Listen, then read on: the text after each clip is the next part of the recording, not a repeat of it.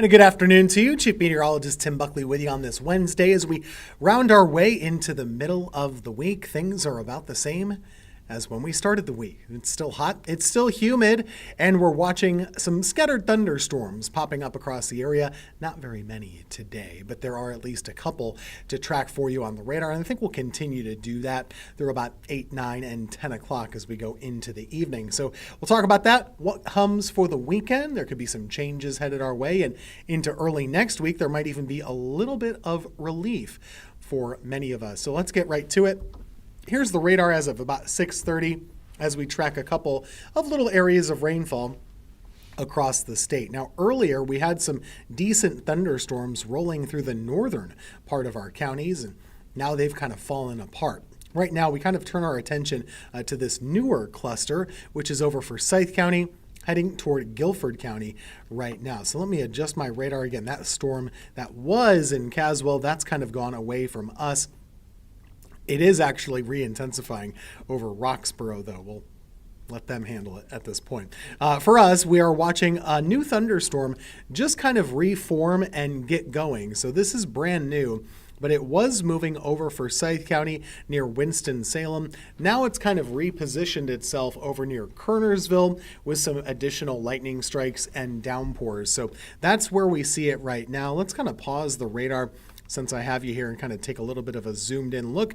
This is over the town of Kernersville, many different lightning strikes, and it's changing pretty quickly. So in just the last, about 15 minutes, it's gone from this to that. So there has been some rapid change to it. And if it continues to strengthen and head toward Greensboro, well, it could bring some decent rainfall and potentially some damage. We have seen storms capable of damage today. We had some power outages up in Rockingham County. That could continue to happen as we see new storms form. So that's the latest one. We had a view of this thing over in Winston-Salem. That's not really the case anymore as it started to clear up. In Greensboro, we'll keep an eye on the camera. You can see the skies changing pretty rapidly. And I'll take myself off here so you can see a couple of things. Take notice that there are some anvil clouds in the distance. You see that? Man, that's beautiful. So we have a lot of cool cloud watching opportunities in the sky on a day like today. Wonder how far away that cloud is. So if we zoom out, I should be able to show you. Yeah, that's a thunderstorm way, way north in Virginia. Believe it or not, that could be as far away as 80 miles. That's possible when you have clouds like that, or when you have storms like this, I should say, in this time of year. The clouds can get super, super tall. We have sunshine now breaking out from the rainfall in Wake Forest. That's where they just got through a bit of a storm. Temperatures right now are hot, still in the mid-90s, but it depends because some places got some rainfall. If that happened, you got cooled down briefly, but you could still heat up again. It's not been a walk in the park today. The heat index is still right around 100 degrees. So the heat index around 98 to 102 today. And what will follow the rest of this evening, there will still be some additional showers and storms popping up. We've seen that. That'll continue. Most of them won't be severe, but there's still a chance that a couple of them could be. So we'll watch that for you.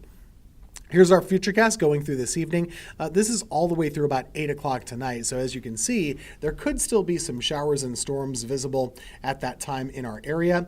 And then once we go into the later part of the evening, there will still be that chance of a couple of additional showers and storms. So kind of what you see is what you get on a day like today. There are those pop-ups that last very quickly, and a lot of us, you're just going to stay dry. That's kind of the way it is, unfortunately. And, we're in a big drought, the worst we've had in a long time. It would be great to get rainfall that affects everybody, but we can't always do that in the summertime. For tomorrow, similar to today, a couple of pop-ups in the afternoon, but not for everybody. And then on Friday, similar story there. So the next 2 days are about the same. Temperatures look like this to me. Will be in the mid-70s tomorrow morning. Low to mid 90s for tomorrow afternoon. And looking toward the weekend, I will say we'll want to keep our eyes on this cold front. So there's a front to our north that'll kind of be inching farther south by late Friday and into Saturday. That's going to bring a better chance of some showers and thunderstorms to our area.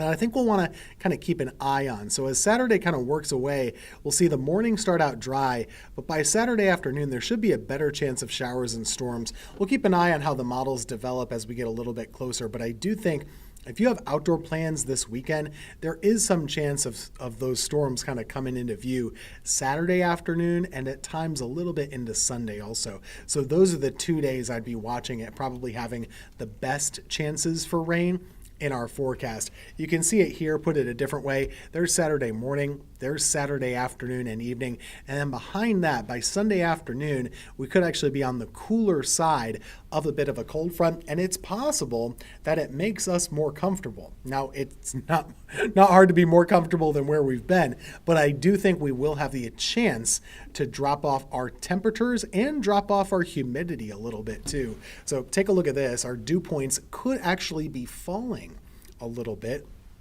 by Monday of next week. So we have gone ahead and lowered our temperature forecast Monday and Tuesday, but that's probably about all that it'll last for our area. We'll get back to the heat rather quickly by the end of next week, but it's worth keeping an eye on as we continue to watch things. You know, today was our 9th 90-degree day in a row, and for the year so far, we've actually had about 23 of those days. So we've had plenty more will be on the way. We know that. The summer's only about halfway over, but we're gotten off to a hot start, and there's no denying it when you look at the numbers. We even got a hot start back in May and June as well. So a lot of heat already, a lot more heat to come. Here's kind of how I see the 7-day forecast playing out. We'll see more temperatures in the 90s for Thursday and for Friday. After that, starting to cool down a little bit, a little less hot. For the weekend, that'll involve some showers and thunderstorms, especially on Saturday afternoon and evening. And then early next week, we might be able to squeak out some lower humidity for a change, and that's something we could all appreciate. That's your 7-day forecast. We'll be back in just a couple of minutes with more Live Weather Impact.